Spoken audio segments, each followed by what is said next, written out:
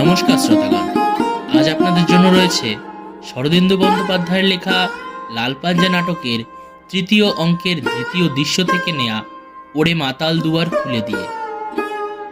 শুরু হচ্ছে আজকের নিবেদন, ওরে মাতাল দুয়ার খুলে দিয়ে।